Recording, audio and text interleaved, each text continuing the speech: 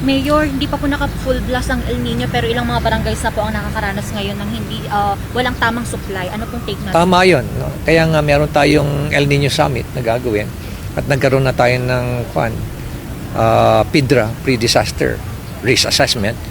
Kailangan talaga natin gumalaw. I just would like to remind our citizens na there's no long, dati-rati na-announce ko na there's a 63% probability na magkakaroon. Ngayon, it's already 90%.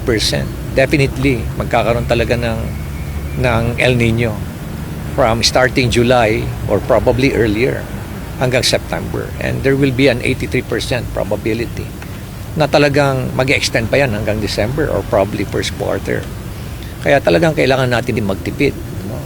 At ito ngayon, nakipag-usap kami sa USEC CP David ng DNR at nakikiusap tayo na yung ibang mga deep wells natin, lalo-lalo na yung mga illegal deep wells dito na in hundreds, talagang kailangan isara na.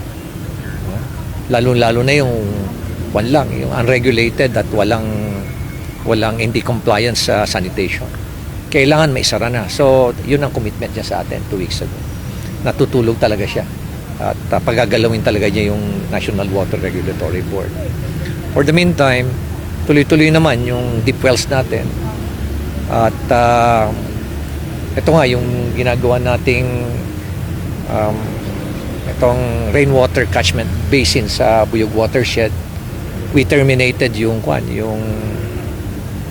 contractor doon. Maganda naman yung ginagawa niya pero siya na mismo nagsasabi na very challenging yung terrain doon at yung nature ng rocks and soil na baka hindi niya kakayanin.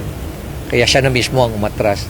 And so we're looking for another contractor na gagawa na magtatapos noon. Pero wala tayong significant delay noon. Matatapos naman yun, nandyan naman yung pera. Second is we're putting up another rainwater catchment basin dun sa Camp 8. No? So we're going to enter into use of agreement with DNR.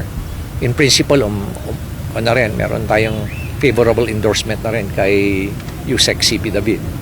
At ako mismo makikipag-usap kay Secretary Mitch Cuna na we take over yung care, yung preservation, conservation nung watershed sa Camp 8.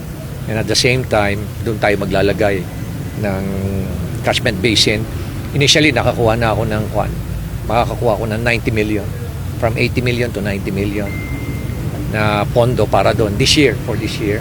But the total amount would reach about 350 to 400 million para doon sa catchment basin.